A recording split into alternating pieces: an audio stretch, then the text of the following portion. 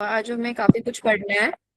पहले मैं homework discussion से शुरू करती हूँ। कुछ और लोगों ने कल से कुछ और लोगों ने 10-15 और बच्चों ने होमवर्क किया, मतलब गूगल फॉर्म भरा था।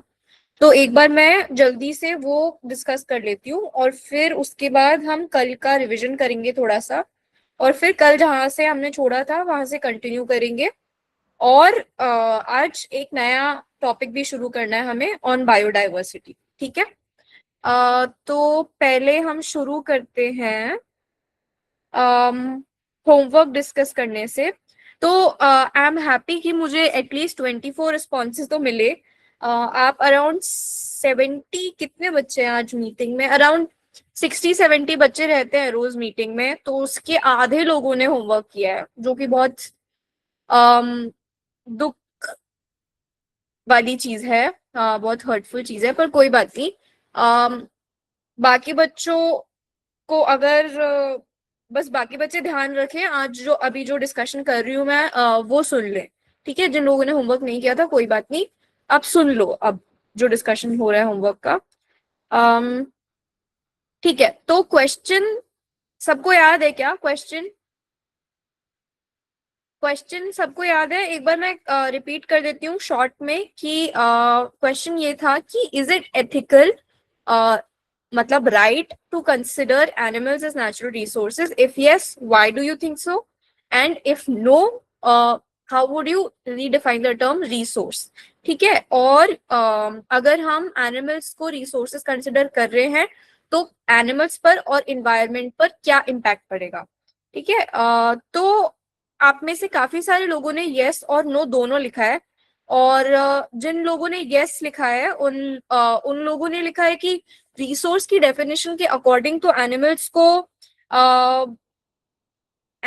को नेचुरल रिसोर्सेज कंसिडर किया जा सकता है, बिकॉज रिसोर्स की डेफिनेशन है कि कोई भी चीज जो ह्यूमन नीड्स को फुलफिल करती है और ह्यूमंस के काम आती है, मतलब जिसकी यूटिलिटी हो ह्यूमंस के लिए, वो होता है रिसोर्स। तो उसके अकॉर्डिंग एनिमल्स और एनिमल प्रोडक्ट्स दोनों ही रिसोर्स माने जा सकते हैं, नेचुरल रिसोर्सेज माने जा सकते हैं। बट जो कि सही है, ठीक है, आपका आंसर कोई गलत आंसर नहीं है इसमें। बस गलत आंसर वो है जिन्होंने इंटरनेट से कॉपी कर कर लिखा है, ठीक है, वो एक्सेप्टेबल नहीं है। पर जिन्होंने भी हाँ और ना दोनों लिखा है उन्होंने सही लिखा है, अपना आर्ग्यूमेंट पेश किया है, तो उसमें कुछ गलत या सही नहीं है। ठीक है। तो जिन लोगों ने यस लिखा है उनका ये आर्ग्यूमेंट था, जो कि सही आर्ग्यूमेंट है। बट यस लिखने के बाद आपको ये उस पर भी कमेंट करना था कि क्या ये एथिकल है या नहीं। ठीक है, बुला सकते हैं नेचुरल रिसोर्सेज एनिमल्स को, बट क्या ये एथिकल है? उनको नेचुरल रिसोर्सेज कंसिडर करना, क्या ये एथिकल है या नहीं? एथिकल मतलब राइट है, मॉरल, हमारा जो होता है ना, मॉरली राइट है या नहीं। ठीक है।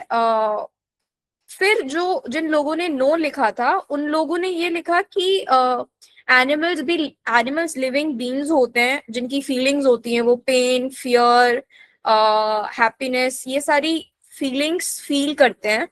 और इस वजह से उनको रिसोर्स अगर हम कंसिडर कर लेंगे तो एक पॉसिबिलिटी है कि हम एनिमल्स को एज प्रोडक्ट्स या फिर ऐसा समझे कि वो सिर्फ उनको एक्सप्लॉइट किया जा सके, वो प्रोडक्ट्स है और उनको एक्सप्लॉइट किया जा सके।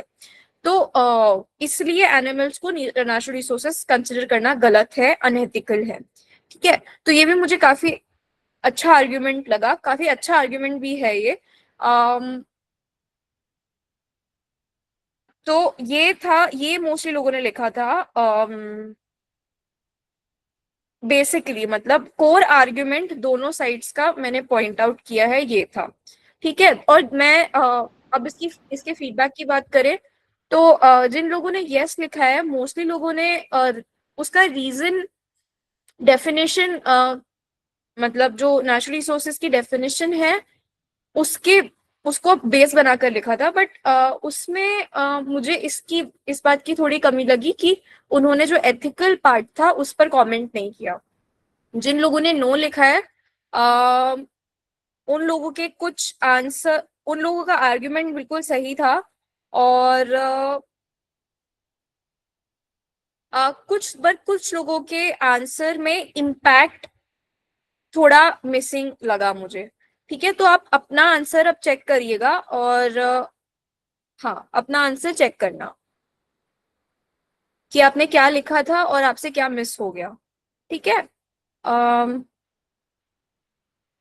अब मैं अपनी स्क्रीन शेयर कर रही हूँ और हमने कल जहां से छोड़ा था वहां से हम कंटिन्यू करेंगे।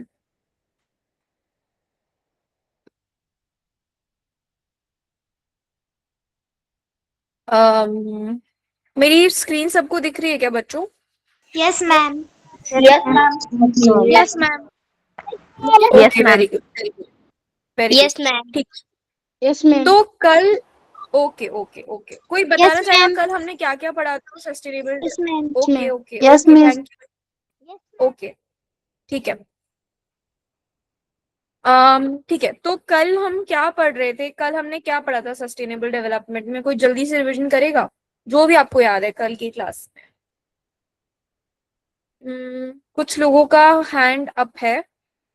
दर्शन, तेजू, सीमा। ओके, अप डाउन कर लिया सबने।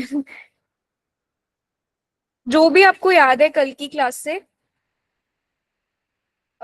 वैशाली, आपने भी हाथ ऊपर किया था। ओम, ओके, ओम ने भी हाथ ऊपर करके नीचे कर दिया। बच्चों बोलो।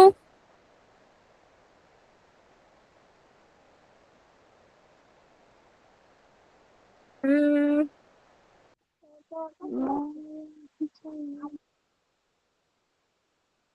अरे ये बच्चे हाथ ओके ठीक है, आप लोग चैट बॉक्स यूज कर रहे हो, कोई बात नहीं। चैट बॉक्स भी यूज कर सकते हो आप। अ, क्या कुछ लोगों ने हाथ ऊपर कर रखा है क्या? ऐसा है ऐसा है क्या? क्या मुझे नहीं दिख रहा है? नहीं। मैम। ओके, ठीक है। सोहम ने लिखा है कॉन्जर्वेशन पढ़ा था हमने। ओके, और क्या पढ़ा था हमने? Conservation, aesthetic value. Aesthetic value, aesthetic value तो हमने पहले पढ़ा था बेटा। हाँ, कल भी एस्थेटिक वैल्यू हमने रिवाइज किया था। यस, कंजर्वेशन, ओके, कंजर्वेशन पढ़ा। और Natural resources or man-made resources. Yes, very good. Natural resources और man made resources. Okay. Renewable and non-renewable. Is technology. Yes, renewable और Renewable Renewable energy resources, and non-renewable resources. non-renewable. हाँ, अब आ रहा है यार। ठीक है, Solar रिन्यूएबल और non energy. Our renewable. planet. Wind energy. करना। यस। फिर हमने एक एक और चीज पढ़ी थी ना। हमने फिर कॉन्जर्वेशन शुरू किया था कल। ठीक है, कॉन्जर्वेशन का मतलब हमने समझा था। अच्छा, कल कुछ लोगों को रिन्यूएबल और नॉन रिन्यूएबल समझने में थोड़ी दिक्कत आ रही थी।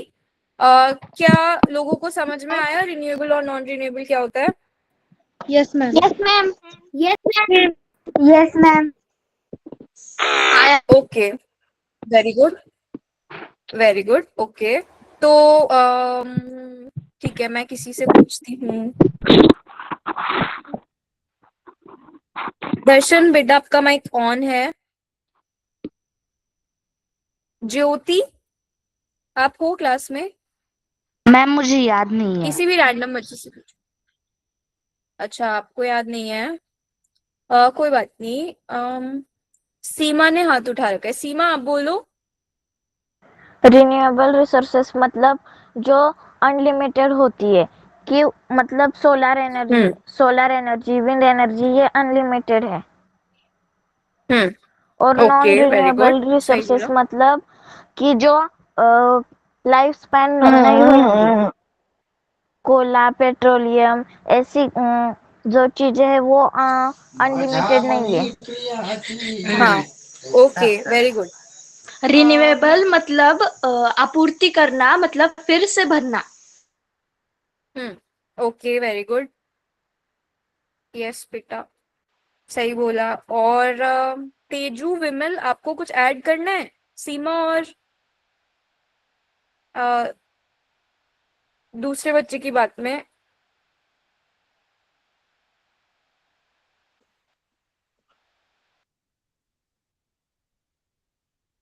शौर्य, आप बोलना चाहोगे कुछ? आपने हाथ उठा रखा है।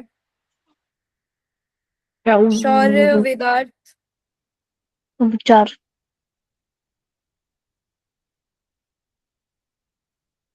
ओके, वेदांत ने हाथ। हाँ हाँ, रिन्यूएबल बोलो। रिन्यूएबल रिसोर्सेस मतलब जो खत्म नहीं होते और जिसे हम बार बार पुनरुत्पादित कर सकते हैं, जैसे कि सोलर एनर्जी, विंड एनर्जी। और नॉन रिन्यूएबल रिसोर्सेस मतलब जो कभी ना कभी खत्म होने वाली है और नेचुरल है, जैसे कि coal. Yes yes, very good. हाँ ठीक है। इसमें बस एक चीज मैं ऐड करना चाहूंगी कि नॉन रिन्यूएबल। रिन्यूएबल मीन हाँ, अब बोलो रिद्धि। रिन्यूएबल मीन कौन सी चीज खत्म नहीं होती है, और नॉन रिन्यूएबल मीन चीज खत्म नहीं होती पर उसको रिप्लेनिश करना को बहुत टाइम लगता है। हाँ, very good, thank you Riddhi. मैं बस यही ऐड करने वाली थी आप सबकी डेफिनेशन में। ओके ठीक है, तो मतलब आप लोगों को समझ में आ गया है। ठीक है। तो फिर अब हम बात करेंगे कॉन्जर्वेशन और सस्टेनेबिलिटी के बारे में। कॉन्जर्वेशन होता है कि चीजों को बचा कर रखना फ्यूचर के लिए, मतलब जैसे हम पानी बचा के रखते हैं कि आगे पानी, जैसे हम आजकल गर्मी हो रही है तो हम पानी भर कर रखते हैं ना, कि अगर पानी, मोटर में पानी खत्म हो गया या फिर टंकी में पानी खत्म हो गया तो हम उसको बचा कर रखते हैं, स्टोर कर रखते हैं। तो एक तरह से वो हो गया तो ये हुई पानी की बात। जैसे फॉरेस्ट भी हम कंजर्व करेंगे, तो फॉरेस्ट कंजर्व करने का मतलब है कि फॉरेस्ट का जो प्रोडक्ट होता है, फॉरेस्ट से जो प्रोडक्ट्स मिलते हैं, मतलब जैसे ट्रीज से प्रोडक्ट्स मिलते हैं बहुत सारे, अपन को मेडिसिन मिलती है, रबर मिलता है, पेपर मिलता है, बहुत सारी और चीजें, फ्रूट्स, वेजिटेबल्स, फूड मिलता है बेसिकली। फॉरेस्ट में एनिमल्स भी रहते हैं, तो उनके प्रोडक्ट्स, एनिमल्स के प्रोडक्ट भी हमारे को काम में आते हैं। तो अगर हम किसी फॉरेस्ट को कंजर्व करने की बात कर रहे हैं तो इसका मतलब है कि हम उस फॉरेस्ट को प्रोटेक्ट करेंगे, उसको प्रोटेक्ट करने की बात कर रहे हैं। और उस फॉरेस्ट में ह्यूमंस की एक्सेस बहुत ही ज्यादा लिमिटेड होगी। ह्यूमंस की एक्सेस मतलब बहुत कम ह्यूमंस, मतलब ह्यूमंस को बहुत कम जाने दिया जाएगा उस फॉरेस्ट में, जिससे वो फॉरेस्ट का जो इकोसिस्टम है, मतलब फॉरेस्ट का जो इन्वायरमेंट है, वो डिस्टर्ब ना करे। तो कॉन्वर्जेशन की बात ये होती है, हम कॉन्जर्वेशन में फोकस ये होता है कि चीजों को बचाओ और चीजों को प्रोटेक्ट करो, जैसे पानी, फॉरेस्ट, वाइल्ड लाइफ डिस्ट्रॉय होने से या वेस्ट होने से प्रोटेक्ट करो। और सस्टेनेबल डेवलपमेंट में क्या होता है कि सस्टेनेबल डेवलपमेंट एक वाइडर टर्म है। सस्टेनेबल डेवलपमेंट बेसिकली एक तरीका जिससे हम डेवलपमेंट को रोक नहीं रहे हैं, हम डेवलपमेंट को रोकने के, इंस्टेड ऑफ स्टॉपिंग डेवलपमेंट, हम इस तरीके से डेवलपमेंट करेंगे। हाँ हाँ, मैं बोल रही थी कि हम डेवलपमेंट को रोकेंगे नहीं, पर हम सस्टेनेबल डेवलपमेंट के अंदर। हाँ बेटा, किसी ने कुछ बोला ना? No ma'am. Okay, what is meant of development? Development का मतलब, डेवलपमेंट मतलब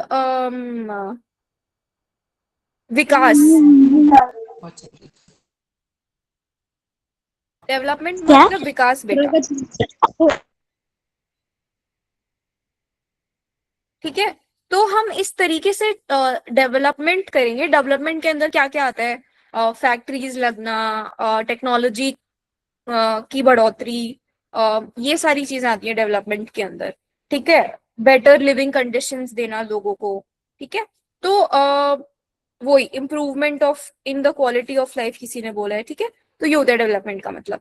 तो सस्टेनेबल डेवलपमेंट के अंदर हम डेवलपमेंट को रोकेंगे नहीं, हम इस तरीके से डेवलपमेंट करेंगे कि हमारी आज की जो बेसिक रिक्वायरमेंट्स और ह्यूमंस की बेसिक रिक्वायरमेंट्स पूरी हो जाए विदाउट कॉम्प्रोमाइजिंग, इधर लिखा हुआ है without compromising the resources needed for the future generations. मतलब कि हमारी जो जरूरतें हैं आज की वो तो पूरी हो, बेसिक जरूरतें पूरी हो जाए, ऐसे तरीके से डेवलपमेंट हो। और हम डेवलपमेंट करते वक्त इस बात का भी ध्यान रखें कि हमारी फ्यूचर जनरेशंस, आगे वाली जो जनरेशंस हैं, उनके लिए इनफ रिसोर्सेज रहें। ठीक है, उनके लिए इनफ नेचुरल ह्यूमन मेड ये सारी रिसोर्सेज रहें। ठीक है, तो हम केयरफुली उस ऐसी चीजों को भी, मतलब जो रिसोर्सेज है उनको भी यूज करें। अब हम सस्टेनेबल डेवलपमेंट कैसे कर सकते हैं उसके एग्जाम्पल की अगर मैं बात करूं तो एक एग्जाम्पल मैं दूंगी आपको एक्सप्लेन करने के लिए, जो हमने कल भी डिस्कस किया था।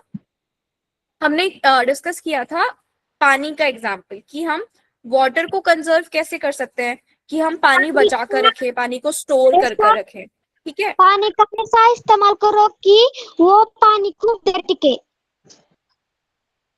हाँ हाँ ठीक है, यस मोहिनी, बट ठीक है। तो कंजर्व वाटर मतलब पानी को बचा कर रखो, पानी कम कम यूज करो। मैम। तो जैसे कुछ समझ आ संदीप, हाँ ओके। तो कुछ क्रॉप्स होते हैं या हमारे कुछ फ्रूट सब्जियां ऐसी होती हैं, कुछ क्रॉप्स ऐसे होते हैं जो कि समर्स में लगते हैं, है ना। गर्मियों में लगने वाली फसल अलग होती है, सर्दियों में लगने वाली फसल अलग होती है, और उनकी पानी देने की रिक्वायरमेंट्स भी अलग होती हैं। समर्स में जो सब्जियां होती हैं उनको ज्यादा पानी चाहिए होगा, और विंटर्स में मतलब ऐसा भी नहीं है कि कुछ पर कुछ सब्जियां ऐसी होती है जिनको ज्यादा पानी चाहिए होता है। ठीक है, और वो एक स्पेसिफिक सीजन में ग्रो होती हैं। तो हम ऐसी सब्जियों को, जैसे आजकल तो सारी सब्जियां हर टाइम अवेलेबल होती हैं, है ना। पालक सर्दियों में आता है पर वो गर्मियों में भी मिल जाता है। कुछ और भी सब्जियां होती हैं जो कि all round all round the year हमें अवेलेबल होती है।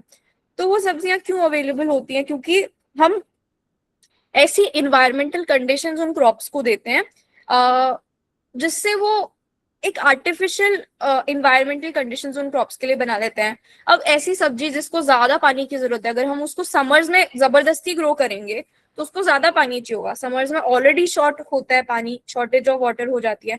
अब हम उसको और कोई ऐसा क्रॉप ग्रो कर रहे हैं जिसको बहुत ज्यादा पानी चाहिए हो, तो वो बेसिकली इट्स नॉट नीडेड ना, मतलब उसकी कोई जरूरत नहीं है।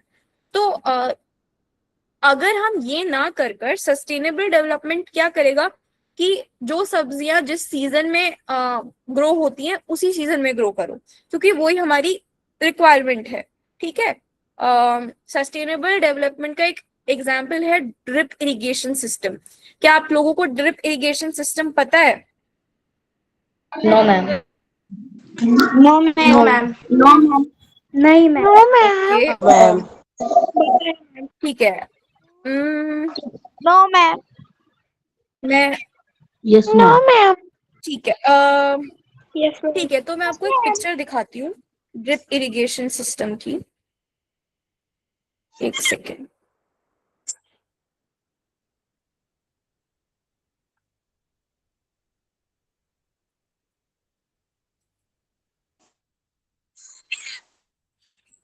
ठीक है, दिख रही है ना मेरी स्क्रीन बच्चों? Yes ma'am. Yes ma'am. ठीक है, तो ठिबक ड्रिप सिंचन। इरिगेशन, ठिबक सिंचन। ठिबक ओके, सिंचन। अच्छा ठीक है, इसको ठिबक ठिबक ठिबक सिंचन। ठिबक सिंचन। ठिबक सिंचन। ओके, ठिबक सिंचन। ठिबक सिंचन। मराठी, हाँ हाँ ओके ठीक है वैशाली। ड्रिप इरिगेशन सिस्टम को मराठी में दीपक सिंचर बोलते हैं। थैंक यू बच्चों बताने के लिए। तो बेसिकली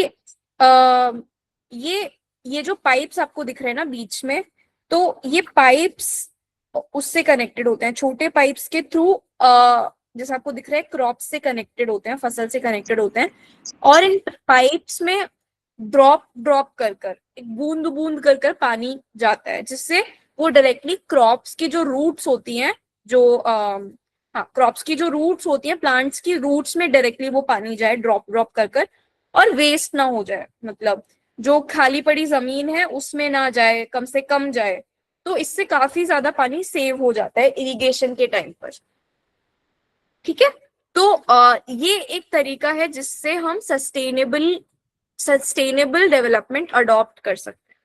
ठीक है, तो ये हो गया सस्टेनेबल डेवलपमेंट। अब बस एक लास्ट बात इसमें कि यूनाइटेड नेशंस जो यूएन होता है, यूनाइटेड नेशंस, उसने 2015 में सस्टेनेबल डेवलपमेंट गोल्स डेवलप किए थे।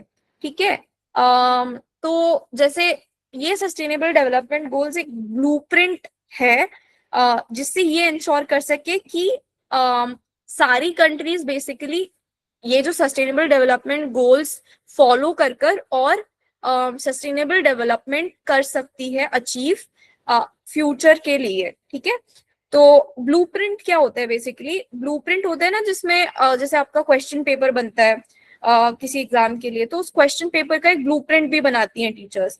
तो ब्लूप्रिंट में सारे क्वेश्चंस के आंसर्स लिखे हुए होते हैं और मार्क्स भी दिए हुए होते हैं कि अगर आपने ये आंसर लिखा होगा तो आपको इतने नंबर मिलेंगे। तो ये होता है बेसिकली ब्लूप्रिंट।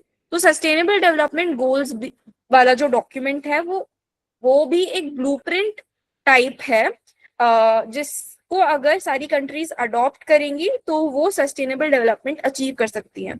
तो इस सस्टेनेबल डेवलपमेंट गोल का मिशन है कि जो गरीबी है, सारी फॉर्म्स की गरीबी मिटाई जाए, हमारे प्लैनेट को, हमारी अर्थ को डिग्रेडेशन मतलब डिस्ट्रॉय होने से बचाया जाए, प्रोटेक्ट किया जाए, और सारे ह्यूमंस, सारे लोग पीसफुली मतलब आराम से, पीसफुली मतलब शांति से और प्रोस्पेरिटी से रहें।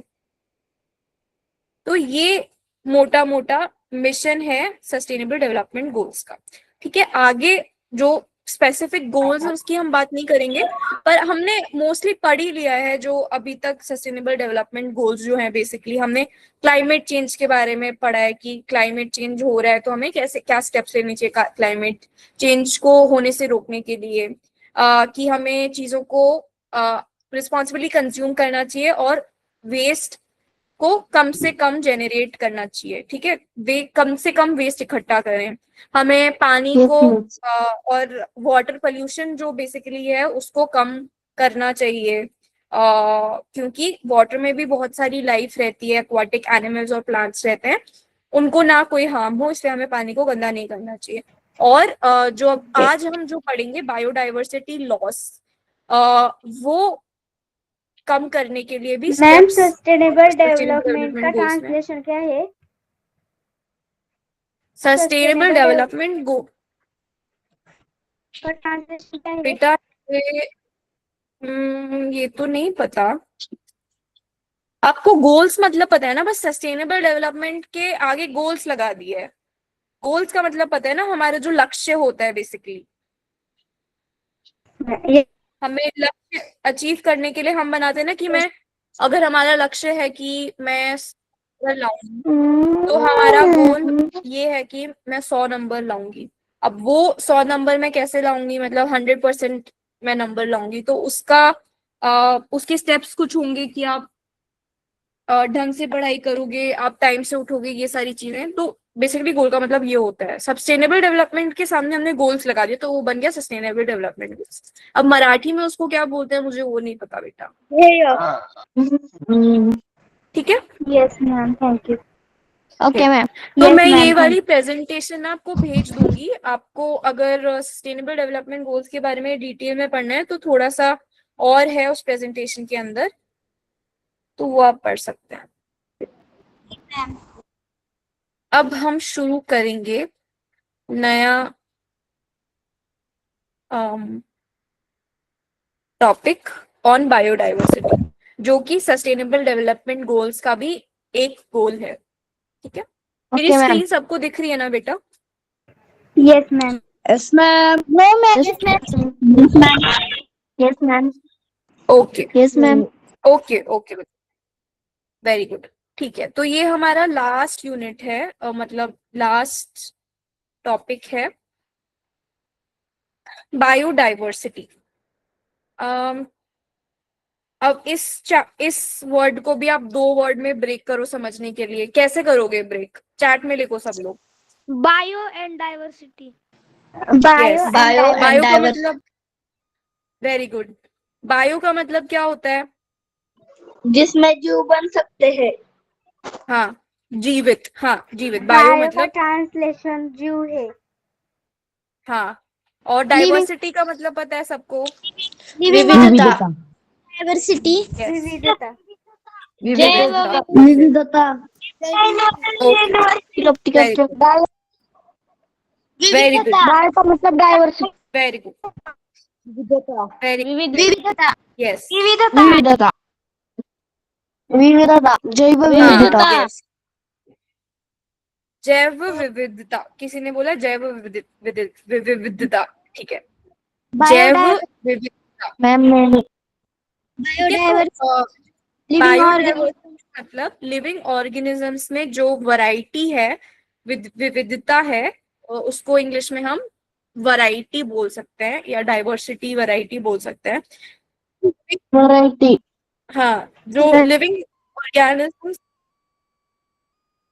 की डाइवर्सिटी को, विविधता को बायोडाइवर्सिटी बोलेंगे। Okay ma'am. तो अच्छा, आप में से किसी को प्लांट्स को या फिर बर्ड्स, एनिमल्स को देखना अच्छा लगता है? Yes ma'am. Yes ma'am.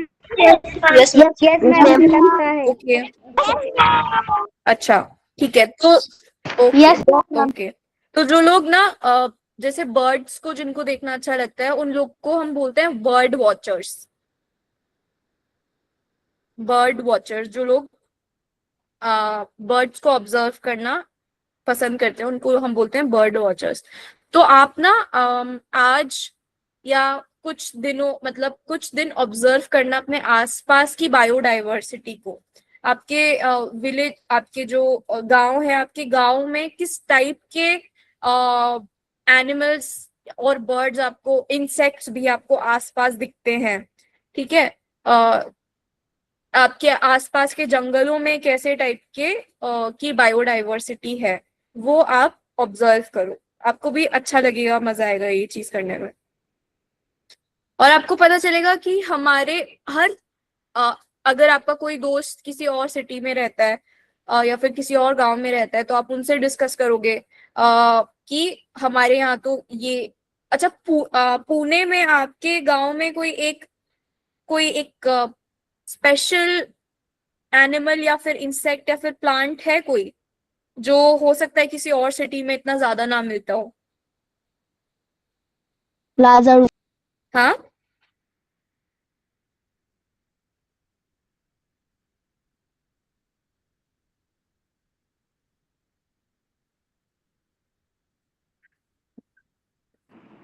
Ma'am मैं नहीं है? हाँ, बोलो वैशाली। Blue Mormon. लाजर। फ्लेमिंगो। लाजर। फ्लेमिंगो, और कोई और कुछ मैम भी बोल रहा था। ब्लू मॉर्मोन हाँ, बटरफ्लाई। Ma'am butterfly. सोलापुर में मालढोक पक्षी है। कौन सा पक्षी है बेटा? लाजर प्लांट में। मालढोक। मारदुक। मालढोक ओके वो सोलापुर में है। मालढोक। Oh wow, okay okay okay.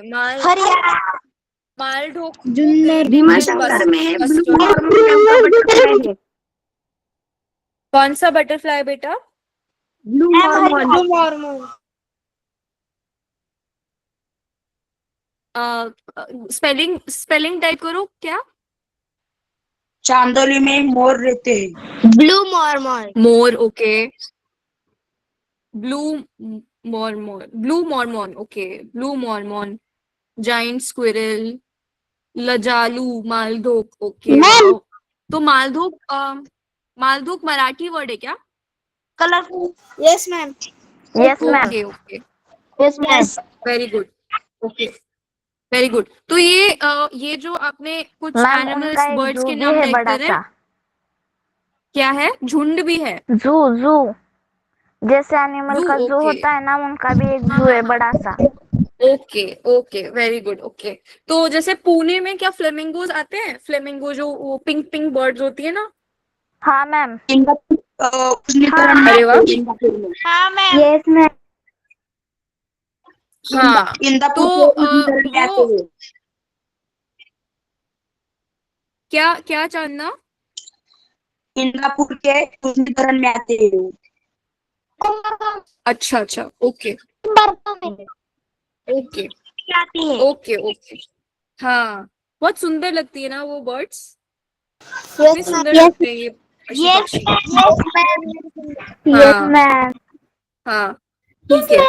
तो तो वो जैसे फ्लेमिंगोस हमारे, मैं राजस्थान से हूँ तो राजस्थान में नहीं मिलते फ्लेमिंगोस, मुंबई में मिलते हैं। तो मैं चाहती थी कि मैं फ्लेमिंगोस देखूं मुंबई में, पर मेरे को चांस नहीं मिला। तो मैं बताना ये चाहती हूँ कि हर स्टेट का अलग एक क्लाइमेट होता है, अलग वेदर कंडीशंस होती हैं, क्लाइमेटिक कंडीशंस होती हैं। क्लाइमेट की अलग क्लाइमेट होने की वजह से, जैसे राजस्थान में बहुत ज्यादा गर्मी रहती है ना, डेजर्ट इलाका है, थार डेजर्ट है राजस्थान में, उस साइड वेस्टर्न राजस्थान में तो पूरा डेजर्ट इलाका है ना? तो उसमें बहुत गर्मी रहती है, तो गर्मी के अकॉर्डिंग सब्जियां भी अलग आती हैं, तो फूड भी अलग होता है। अब पुणे या फिर मुंबई वाला इलाका जो है वो मॉइस्ट इन्वायरमेंटल कंडीशंस, मतलब नमी रहती है, पुणे मुंबई ऐसे इलाकों में जो सी साइड पे होते हैं, ओशन की साइड पे होते हैं जो इलाके, तो वहां पे अलग खाना ग्रो होता है, अलग खाना अवेलेबल होता है, अलग क्लाइमेटिक कंडीशंस होते हैं। गोवा कोकण को भी होता है। हाँ, गोवा क्या? गोवा कोकण को। गोवा कोकन को, ये क्या होता है? हाँ, मैम मैम गोवा एक डेस्टिनेशन मतलब अलग गोवा स्टेट है एक और डेस्टिनेशन है कोकण मैम। है। ओके, मैम वो सी के गोवा पास है। कोनकन, अच्छा कोकण गोवा पता गोवा कोनकन, हाँ कोनकन इलाका, यस यस, कोकण हाँ। कोकण राजस्थान में क्या क्या होता है? राजस्थान में बेटा कैक्टस होता है, डेजर्ट इलाके में कैक्टस होता है, कैमल होता के है, अंदर कैमल होता है, और कैक्टस होता है जो नुकीला बाबुल भी नुकीला होते हैं ब्लैक ना होता मैम? है ना। मैम आपके पास कितने मैम हाँ बाबुल भी होते हैं ना? हाँ, बाबुल भी होते हैं, और स्नेक्स भी होते हैं, तो ऐसी मैम चीजें राजस्थान राजस्थान के में अंदर। कौन कौन से बर्ड्स होते हैं? राजस्थान में बर्ड्स, आई थिंक डेजर्ट वाले इलाके में ईगल्स होती है, और मुझे भी देखना पड़ेगा बेटा, मुझे भी इतना नहीं पता है, ठीक है। बट मैं ये बोलना चाह रही हूँ कि हर स्टेट में अलग बायोडाइवर्सिटी आपको मिलेगी। क्यों? क्योंकि हर स्टेट का क्लाइमेट अलग होता है, जो फूड ग्रो होता है वो अलग होता है, ठीक है। तो अब हम शुरू करते हैं। 1 मिनट दो बेटा मुझे, 1 सेकेंड।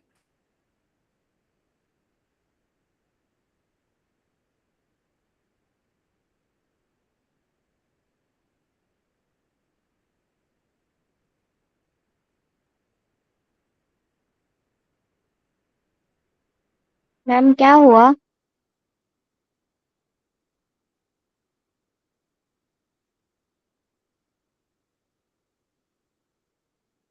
मैम क्या हुआ?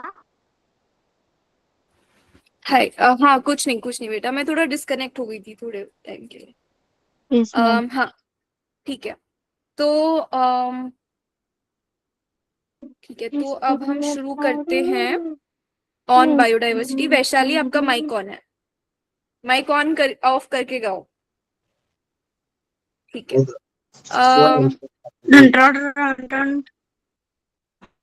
रेखा, आपका माइक ऑफ है, प्लीज माइक ऑफ कर लो बच्चों, डिस्टरबेंस होता है, ठीक है।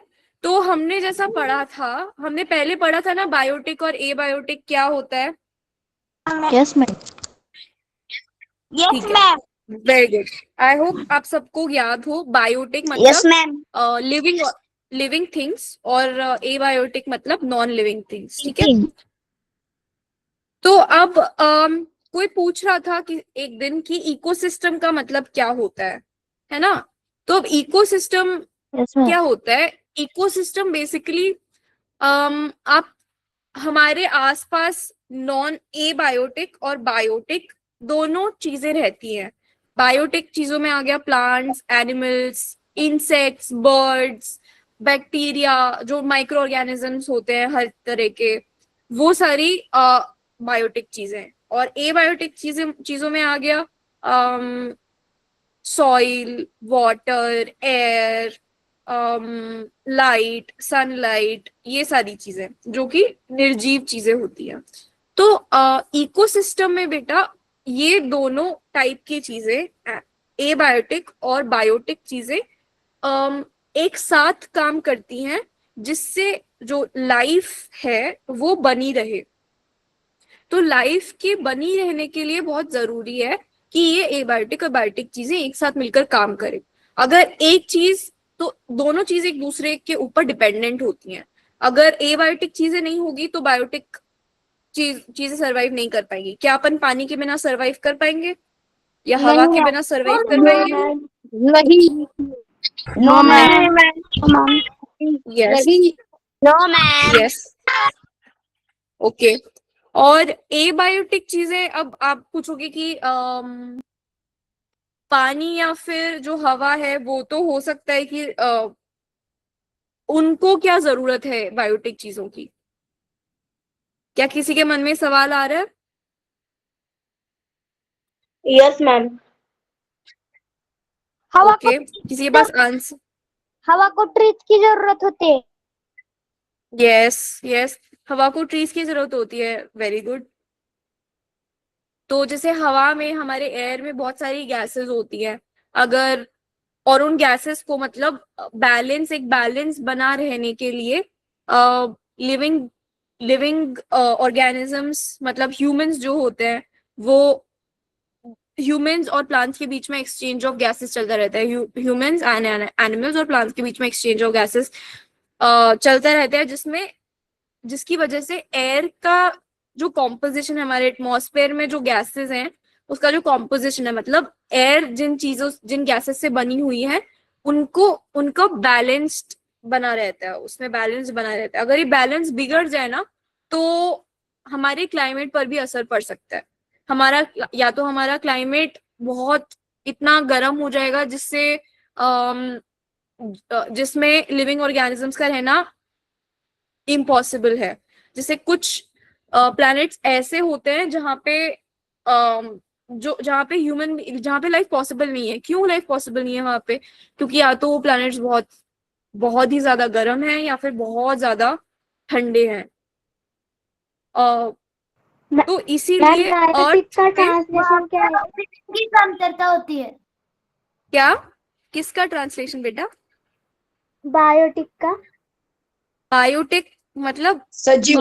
लिविंग, सजीव, हाँ, सजीव, सजीव, टीचर थैंक यू। टीचर वो सस्टेनेबल ठीक है। और इस इकोसिस्टम में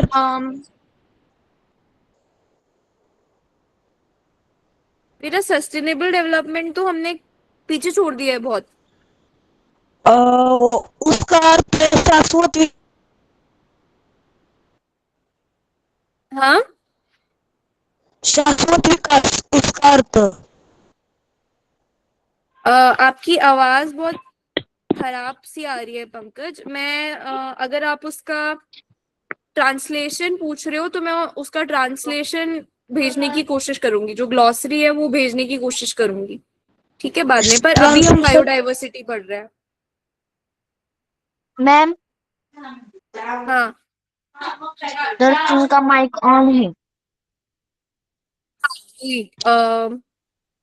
बेटा माइक म्यूट कर लो सब,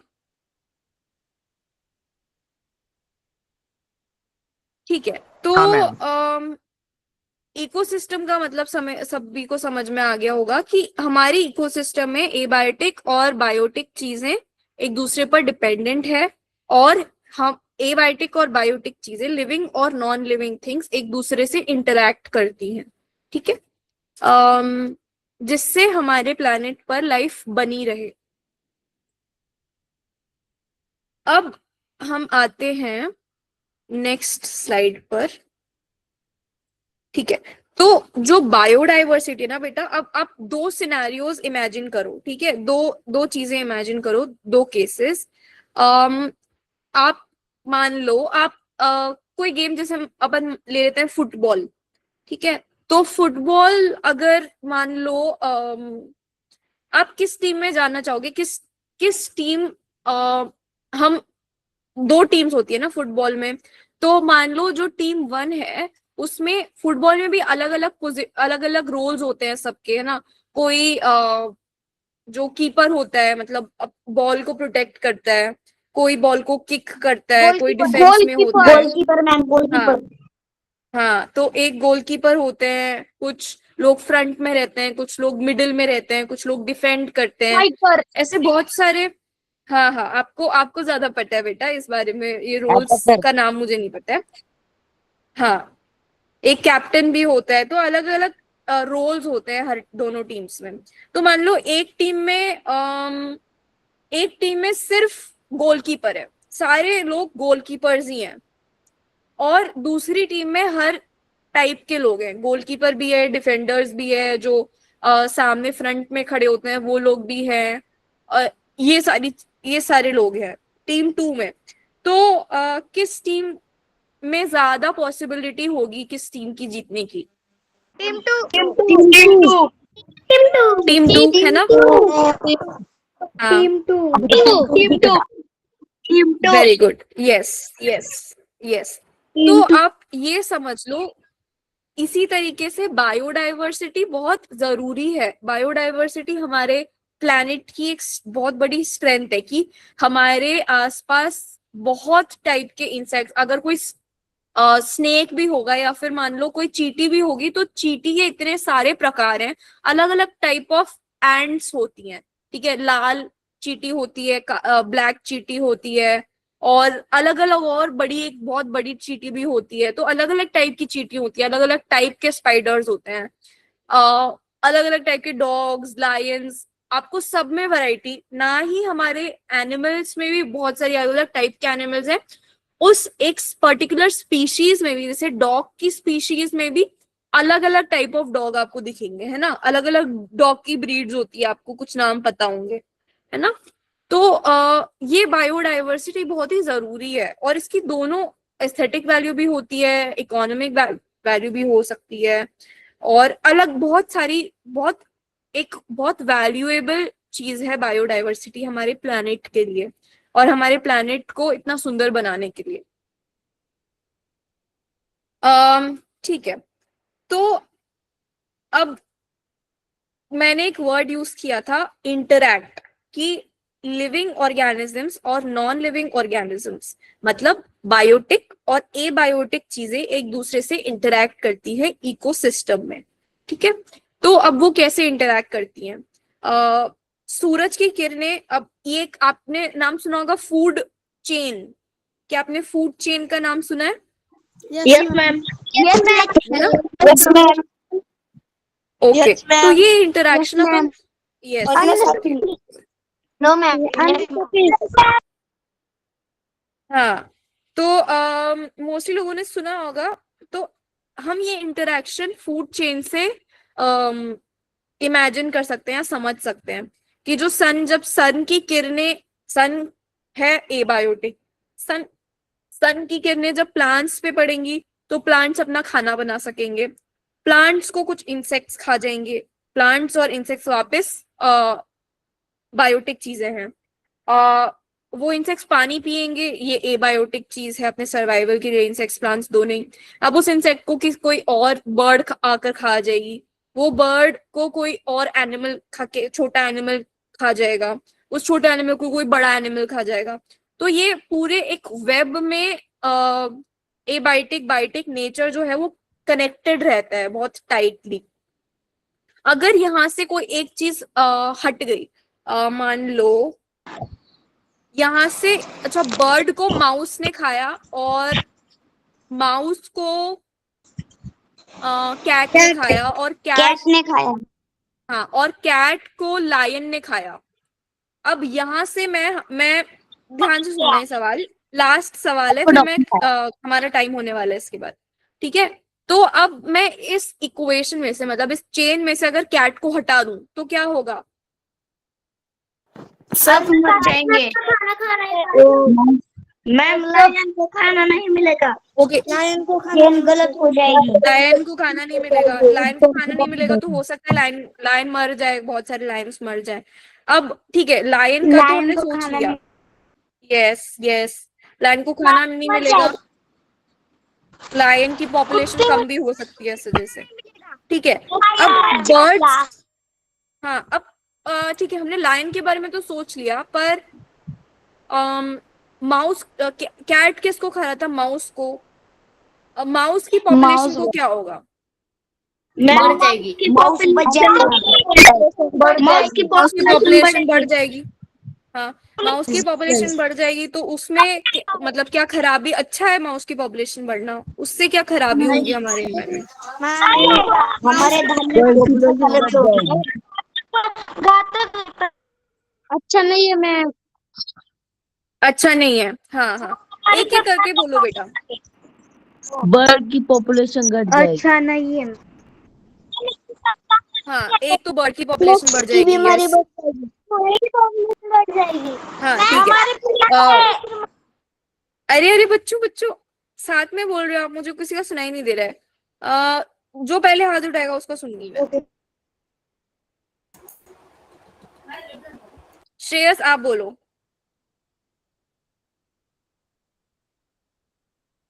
श्रेयस, संतोष, विमल।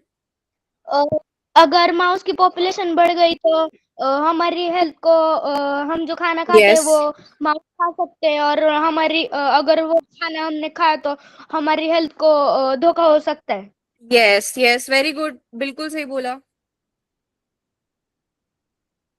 ठीक है। तो ठीक है, तो ये ऐसा, तो माउस की पॉपुलेशन बढ़ जाएगी तो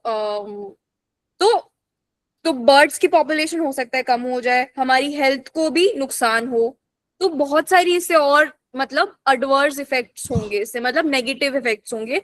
और किसी ने चैट में लिखा था डिसबैलेंस हो जाएगा हमारा इकोसिस्टम, ठीक है। तो ये डिसबैलेंस ना होए, वो उसको मतलब डिसबैलेंस को रोकने के लिए हम क्या कर सकते हैं? हम बैलेंस बना रहे, सारे टाइप की जो सारे टाइप्स ऑफ एनिमल्स, हमारे एनिमल्स बर्ड्स बायोडाइवर्सिटी है, उसमें हमारे वो बायोडाइवर्सिटी का रहना बहुत इंपॉर्टेंट है, ये जिससे हमारे इन्वायरमेंट में बैलेंस बना रहे, ठीक है। अब उसके लिए हमें क्या करना चाहिए? हमें बायोडाइवर्सिटी को कंजर्व करना चाहिए, सस्टेनेबल डेवलपमेंट करना चाहिए। वो करने से हम अपनी बायोडाइवर्सिटी को कंजर्व कर सकते हैं और हमारे इन्वायरमेंट को, हमारे इकोसिस्टम को बैलेंस में रख सकते हैं, ठीक है। इसके आगे हम कल पढ़ेंगे क्योंकि हमारा टाइम हो गया है अभी। Yes ma'am, thank you. Bye ma'am. 9 minute है। बाय बच्चों। बाय। अब क्लास तो 50 तक रहती है ना, 4:50 तक रहती है। Bye ma'am. बाय बच्चों। Bye ma'am. Bye ma'am. Bye.